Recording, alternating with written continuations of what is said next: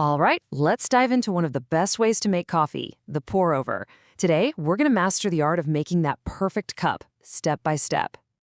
You know that amazing cup of coffee you get at your favorite cafe? That super clean, aromatic, just perfect cup? Well, you're in the right place because we're about to totally level up your at-home coffee game. And it's not as complicated as it looks. It just takes the right technique and a little bit of precision. We're going to walk through every single step. So, yeah, let's get brewing. Okay, so like with any great craft, the secret sauce is really in the prep work. A great cup of pour over doesn't just happen. It all starts before the water even touches the coffee. It's all about getting everything set up just right. First things first, the water. You're going to want to heat up about 2 cups of filtered water to exactly 199 degrees Fahrenheit. And yeah, that number is super specific for a reason. It's the sweet spot for pulling out all those amazing flavors from the coffee without scorching it. So while the kettle is doing its thing and getting up to temp, we can get the real star of the show ready, the beans. And listen, precision is absolutely key here. So pop a little cup on your digital scale and zero it out, then weigh out exactly 24 grams of your whole coffee beans. Seriously, this measurement is the foundation for our entire recipe. All right, our beans are measured. Now it's time to build the foundation for our brew. This next part is all about getting the gear and the coffee itself prepped and ready to go. Go ahead and dump those 24 grams of beans into your grinder and press start. Now, most of these will shut off on their own, but, just keep an eye on it. If it seems like it's running for more than 30 seconds, just hit the button to stop it yourself. Here's a little pro tip for you. See that silver striker on the side of the grinder? Give it a few good taps. This helps knock loose any grounds that are stuck inside so you get every single bit of that coffee you just weighed out. Okay, let's get our brew station set up. Grab your favorite mug and set the V60 right on top. Then just open up a paper filter and pop it into the cone. Make sure you press it all the way down so it's sitting nice and snug.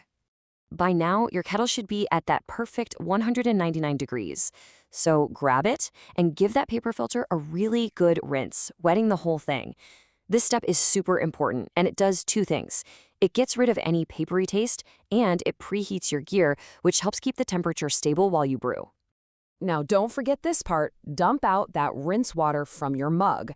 Okay, now put the whole setup, the mug with the V60 on top, back on your scale and hit that zero button again. We need a totally clean slate before we start brewing. Okay, get ready, because this is where the magic really happens. We're about to get to the coolest looking and most important part of the whole thing, the bloom. This is where you see the coffee just wake up. Go ahead and carefully pour your fresh grounds into that wet filter. You can give it a little shake to make sure the bed of coffee is nice and flat. And now, for the last time, I promise, hit the zero button on the scale. From here on out, we're only measuring the weight of the water we add. All right, here we go. Start with a really slow, gentle pour. You only want to add about 30 to 40 grams of water, just enough to wet all the grounds. Then stop. Just wait for about 30 to 45 seconds. You'll see the coffee puff up and bubble a bit. That's the bloom. It's releasing CO2 and getting the coffee perfectly prepped for the main pour. So, the grounds are awake, they're ready to go.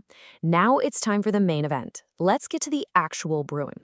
You're going to want to keep your eye on the scale for this part because we have a target rate. We're going to pour slowly and steadily until that display reads somewhere between 415 and 420 grams. How you pour here is everything.